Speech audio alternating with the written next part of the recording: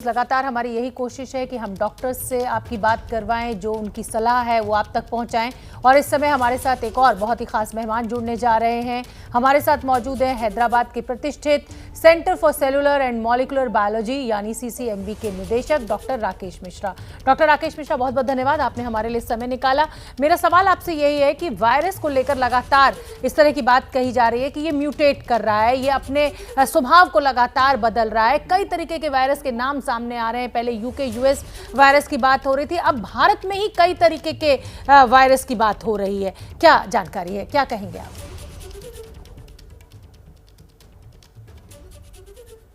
तो भारत में भी देखिए, वायरस जहाँ पे भी रहेगा, वायरस लोगों के अंदर म्यूटेट करता है। तो अगर आप ज़्यादा लोगों को इन्फेक्शन है तो वेरिएशन भी, म्यूटेशन भी ज़्यादा उसमें होंगे, इसमें कोई ताज्जुब वाली बात नहीं है। तो अभी जो तो करंट सिचुएशन है कि इंडिया में 2 तरह के वेरिएंट ज़्यादा हैं, तो फुटप्रिंट ज़्यादा है। एक तो यूके वेरिएंट जिसकी ओरिजिन यूके में हुई और वहाँ से किसी रास्ते से ही आया, और दूसरा जिसको हम B.1.617 बोलते हैं, तो महाराष्ट्र में जिसकी ओरिजिन हुई, और वो कुछ इंडिया के कुछ भागों में वो ज़्यादा फैला हुआ है। इसके अलावा बाकी जो वेरिएंट्स हैं वो छोटे-छोटे हैं, और यही जो 2 वेरिएंट्स हैं, यूके वाला उत्तर भारत में, और ये दूसरा जो इंडिया का वेरिएंट था वो वेस्ट में और साउथ इंडिया में ज़्यादा फैल रहा है। जी, डॉक्टर राकेश, आंध्रा वायरस की भी बड़ी बात हो रही है। ये कोई आंध्रा इसका भी बड़ी बात, तो इसको कैसे देखें? क्या ये जो हिंदुस्तान में अलग अलग तरीके के वायरस हैं, क्या ये आंध्रा वायरस की जो बात हो रही है, ये आंध्रा स्ट्रेन, क्या ये सबसे ज्यादा खतरनाक है? अभी तक रिसर्च में क्या निकल कर आ रहा है, कोई जानकारी आपके पास? नहीं, ये जो आंध्रा वेरिएंट है ये एक्चुअली कोई नया वेरिएंट नहीं है, ये गलत तरीके से पेश हुआ है मीडिया में। ये इसका नाम है N440 के म्यूटेशन से ये जाना जाता है, और ये 1 साल से मौजूद है। इसकी ओरिजिन हिंदुस्तान में नहीं हुई, ये बाहर से आया हुआ है, और फर्स्ट वेव में भी ये पाया गया था, और धीरे-धीरे ये दक्षिण भारत में ज़्यादा प्रचलित हो गया, और 2-4 महीने पहले तक ये करीब 30-40% तक था आंध्रा, तेलंगाना, केरला, कर्नाटका, इन जगहों पे।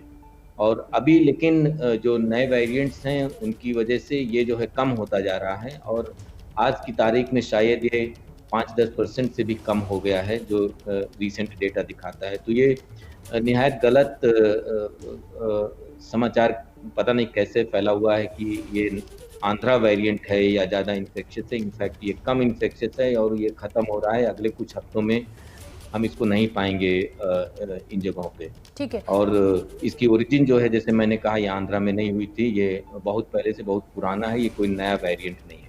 ठीक है डॉक्टर राकेश, पहली लहर आई, दूसरी लहर आई, अब ये भी कहा जा रहा है कि इसकी तीसरी लहर भी ज़रूर आएगी कोरोना की। इसको कैसे समझा जाए, कैसे देखा जाए? देखिए, जो लहरें होती हैं इन इन्फेक्शंस की, वो जब वायरस शुरू में फैलता रहता है, फिर हम ध्यान नहीं देते हैं, और एक सीमा तक ही पहुंचता है, तो फिर हम तरह-तरह के उपाय करने लगते हैं। लॉकडाउन हुआ, सोशल डिस्टेंसिंग, वैक्सीन, सब कुछ, मास्किंग, ये सब शुरू करते हैं। तो उससे जो है वायरस कंट्रोल में आता है, फिर धीरे-धीरे कम होता जाता है, और जैसे ये काफ़ी कम हो जाता है तो हम फिर थोड़ा स्वच्छंद हो जाते हैं, आज़ाद हो जाते हैं इस शंका से कि वायरस है, और फिर वायरस धीरे-धीरे फैलने लगता है। तो इसी तरह से पहली लहर आई, फिर वो कम हुई, उसके बाद हमने धीरे-धीरे इकोनॉमी को खोलना शुरू किया, स्कूल खुले, रेस्टोरेंट खुले, फिर हमने कुछ चीज़ें तो नहीं अवॉइड की जा सकती कि वो भी हुई, जैसे बड़ी-बड़ी मैरिज पार्टीज़, रैली, और religious activities, cinema hall, malls, जो जहाँ भी मतलब भीड़ होती है, तो वायरस को मौका मिलता है एक आदमी से दूसरे आदमी में पहुँचने का। तो इसलिए ये बढ़ते जाते हैं, और इस वजह से कि हमारा ये बड़ा देश है और इसमें बहुत भीड़-भाड़ रहती है बहुत सारी जगहों पे, और अचानक हमने सारी एक्टिविटी शुरू कर दिया। स्कूल खुले 1 साल के बाद, तो बहुत सारे बच्चे स्वच्छंद हुए, वो बाहर घूमने लगे और इंटरैक्ट करने लगे। इस वजह से बच्चों में इस बार ज़्यादा इन्फेक्शन हम देख रहे हैं। ये ठीक है। वायरस की कोई ख़ास चीज़ नहीं, ये डॉक्टर हमारे राकेश, सिर्फ़ जो अगर हम हम किस तरह से बिहेव करते हैं, जी, उससे वायरस फैलता है। किसी भी कीमत पे वायरस जो है एक आदमी से दूसरे आदमी तक नहीं जा सकता जब तक कि हम उसको ना जाने दें। अगर ठीक हमने है। मास्क पहन रखा है तो कोई वायरस उसको फाड़ के नहीं जा सकता है। जी, हम इसको कंट्रोल कर सकते हैं। डॉक्टर तो राकेश, जो जैसे धीरे-धीरे हम जब अगर फिर अमेरिका दोबारा की लहर बात करें, चलने लगती है तो जी, डॉक्टर राकेश, चाहे हम अमेरिका की बात करें, चाहे हम इसराइल की बात करें, उन्होंने अपने को कोरोना फ्री यानी कोविड फ्री डिक्लेयर कर दिया है। उनके यहाँ मास्क लगाने की भी ज़रूरत नहीं है। कल जो बाइडेन ने खुद आके कहा, इसराइल में भी इसी तरीके से है। तो क्या अगर वैक्सीनेशन की जो पूरा प्रोसेस है, 80% आबादी को अगर वैक्सीनेशन लगा दिया जाए तो इस तीसरी लहर से बचा जा सकता है? हमारे लिए ये एक सुरक्षा गार्ड होगा? नहीं, बहुत सही कहा आपने, तो वो मैं बोलने वाला था कि अब हमारे पास इस समय जो लहर चल रही है, उसके लिए सोशल वैक्सीन इन सब के अलावा हमारे पास सच वाली वैक्सीन भी है। हमारे पास 2 वैक्सीन ऑलरेडी मौजूद हैं, जो कि दी जा रही हैं लोगों को और इसके अलावा स्पुतनिक आ गई है और मुझे उम्मीद है कि जल्दी ही और भी वैक्सीन्स आएँगी। और वैक्सीन के लिए सबसे बड़ी बात है कि हम ज़्यादा से ज़्यादा संख्या में जल्दी से जल्दी दें, जिससे कि वायरस को ये मौका ना मिले कि वो वैक्सीन का भी कोई हल खोल के हमारे लिए एक अलग से समस्या खड़ी करे। अभी तक जितने भी वेरिएंट्स हैं, वो सभी वैक्सीन के खिलाफ नहीं जा रहे हैं, वैक्सीन से प्रोटेक्शन है और इज़राइल में और अमेरिका में बहुत ही फ़ायदा हुआ है इन वैक्सीन से और हमारी भी जो वैक्सीन्स हैं, वो बहुत ही सेफ़ और इफ़ेक्टिव हैं, कारगर हैं।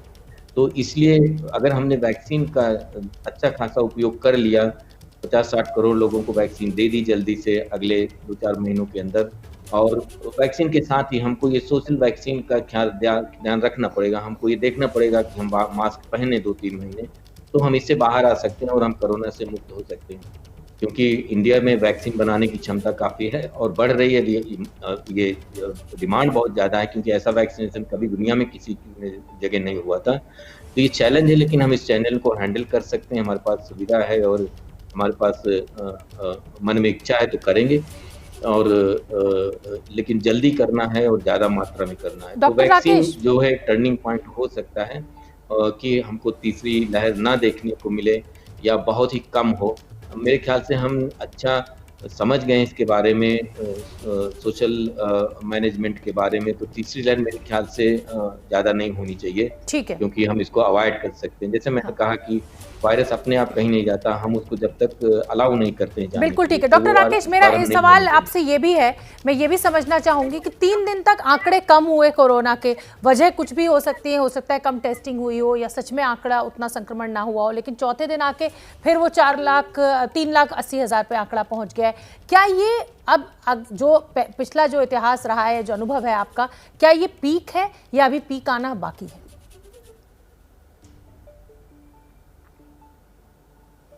अभी ये नहीं कहा जा सकता कि ये पीक है। ये इन आंकड़ों पे आप ज़्यादा मतलब ये इंडिकेटिव हैं, इन पे आप ज़्यादा ध्यान मत दीजिए क्योंकि हमारा जो हेल्थ केयर सिस्टम है, वो बहुत ही कठिन परिस्थिति से गुज़र रहा है। जो सारे जो हेल्थ केयर वर्कर्स हैं, उनको ही ये सारा एडिशनल काम करना पड़ रहा है, टेस्टिंग और ट्रीटिंग, पेशेंट केयर। तो कभी-कभी वीकेंड में हुआ या संडे को जैसे कि कम हो गया, तो उस पे अभी मत जाइए, आप 1 हफ्ते का एवरेज देखिए। अगर ये पीक है तो बहुत अच्छी बात है। कुछ लोगों ने ऐसी भविष्यवाणी की थी कि 4 लाख के आस-पास पीक आएगी, उसके बाद नीचे होगी। तो ये अच्छी बात है, इसका मतलब है कि हम थोड़े सजग हुए हैं और वायरस भी थोड़ा थक रहा है और वैक्सीन तो काफ़ी कम हुई, लेकिन नेचुरल वैक्सीनेशन का मतलब नेचुरल इन्फेक्शन और रिकवरी वो चीज़ें अभी काम आ रही हैं। लेकिन हमको अभी ये अपना जैसे बोलते हैं ना कि देखना पड़ेगा 2-4 दिन और कम हो सकता है। उम्मीद कम है कि ये वाली पीक है, अभी थोड़ा और ऊपर जा सकता है।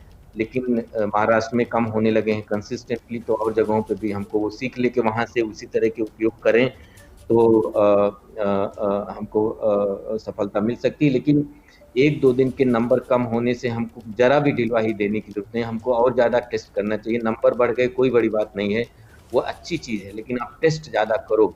नंबर ज़्यादा हो गया वो अच्छा है, लेकिन अगर हम बिना जाने नंबर तो बढ़ेगा जो बढ़ रहा है, हम टेस्ट करें या ना करें। अगर हम टेस्ट करेंगे तो हमको पता रहेगा हम कुछ कर सकते हैं उसके बारे में, टेस्ट नहीं करेंगे तो वायरस चुपचाप फैलता रहेगा।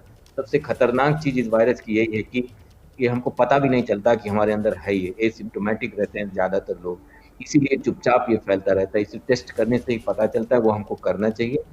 तो हो सकता है हम पीक के पास पहुँच रहे हैं, लेकिन मैं 1 हफ्ते का डेटा देखूँगा कि अगर वो एवरेजन कम हो रहा है, तो हम मानेंगे कि हम पीक पे पहुँच गए हैं और जल्दी ही, और उम्मीद करते हैं कि तेज़ी से ढलान भी होगी इसकी, जिस तरह से ये बढ़ा जी, है। डॉक्टर राकेश मिश्रा, तमाम एक्सपर्ट्स इस समय ये कह रहे हैं, चाहे वो भारतीय एक्सपर्ट्स हों, विदेश से जो एक्सपर्ट्स हैं जो इस समय हिंदुस्तान की स्थिति पर नजर रखे हुए हैं, उनका ये कहना है कि जब तक स्ट्रिक्ट लॉकडाउन नहीं लगाया जाएगा तब तक इस चेन को नहीं तोड़ पाएगा भारत। चाहे आप कितना भी नाइट कर्फ्यू या वीकेंड लॉकडाउन लगाते रहिए, उससे कोई फायदा नहीं होगा। तो क्या आपको भी ऐसा लग रहा है कि अब ये वक्त की जरूरत है, स्ट्रिक्ट लॉकडाउन अगले 20, 21, 25 दिनों के लिए, तभी हम इस संक्रमण की चेन को तोड़ पाएंगे? आप अब इसको कोई भी डेफिनेशन दीजिए, लेकिन जैसे मैंने कहा कि अ, अ, वायरस जो है वो आदमी एक दूसरे में फैलाते हैं, हम ही फैलाते हैं। अगर हम वो बंद कर दें तो वायरस नहीं फैलेगा और हम पीक से बाहर आ सकते हैं। उसके लिए या तो हम खुद करें, या तो फिर हमको ज़ोर ज़बरदस्ती किया जाए, लॉकडाउन किया जाए, तो कुछ भी करें, लेकिन हमको इंटरैक्शन, क्लस्टरिंग कम करना है, मास्क पहनना है और घर से बाहर नहीं निकलना है। हमको भी डर है कि लॉकडाउन की ज़रूरत पड़ेगी, और ये चीज़ तो ख़ैर ठीक है कि वायरस जो है वीकेंड ना शाम, सुबह ये थोड़ी काउंट करता है। ये तो जब भी इसको मौका मिला ये खट से दूसरे आदमी पे पहुँच जाएगा, अगर आस-पास में 2 लोग हैं तो। वीकेंड वाले कर्फ्यू ये सब सिंबॉलिक तरीके से हैं, इनसे बहुत कम राहत मिलेगी, इससे हम इस बड़ी समस्या के पार नहीं पहुँच पाएँगे, हमको और ज़्यादा सख्त कदम उठाना पड़ेगा। उसका मतलब पूरा टोटल लॉकडाउन भी हो सकता है, या सरकार के पास और कोई उपाय है कि जिससे कामकाज थोड़ा चलता रहे, लेकिन लोगों का आवागमन कम हो, भीड़ें कम हो। तो अगर कोई ऐसा बीच का रास्ता निकाल लें तो वो भी अच्छी बात है, क्योंकि लॉकडाउन से जो तकलीफ़ होती है लोगों को, वो भी बहुत मुश्किल होती है। हम पिछले वाले लॉकडाउन को नहीं भूल सकते हैं, जैसे लोगों को परेशानी हुई। लेकिन ये भी बात सही है कि अभी जो हॉस्पिटल्स के सामने हो रहा है, उसको तो और भी ज़्यादा ये डिप्रेस करने वाली सीन हम देख रहे हैं। तो लॉकडाउन की ज़रूरत है, लेकिन उसको अच्छी तरह से करना है, जिससे कि पिछली तरह की तरह इस बार भी लोगों को तकलीफ ना हो।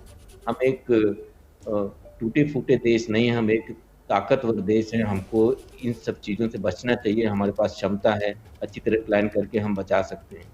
तो इसलिए मेरा जहाँ तक ख़्याल है कि कुछ किसी भी तरह का लॉकडाउन तो लाना पड़ेगा, थोड़े ज़्यादा दिनों के लिए, 2 हफ़्ते, 3 हफ़्ते के लिए, लेकिन हमको ये देखना है कि लोगों को पहले से मालूम हो, और हम ध्यान रखें कि उससे नुकसान जो है कम से कम हो।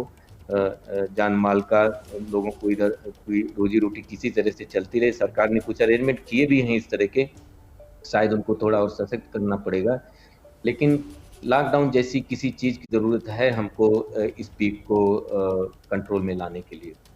डॉक्टर राकेश, आपने कहा कि देखिए लॉकडाउन की ज़रूरत है, चाहे वो आप कैसे भी रोकिए, खुद रुकिए या सरकार आपको ज़बरदस्ती घर में रोके, संक्रमण की चेन तोड़ना बहुत ज़रूरी है। वैक्सीनेशन जो है वही सबसे बड़ा हथियार है, लेकिन दिक्कत जो है वो जो वायरस जो म्यूटेट कर रहा है वो सबसे बड़ी दिक्कत है।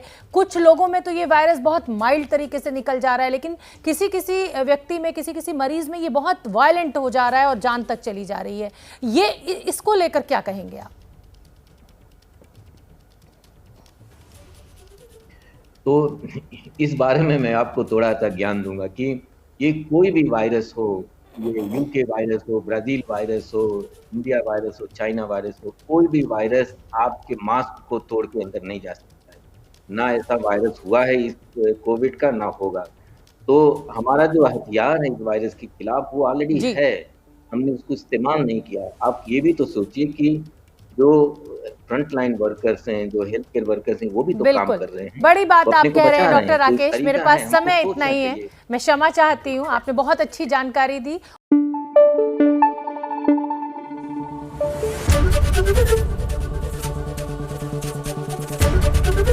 एबीपी न्यूज आपको रखे आगे।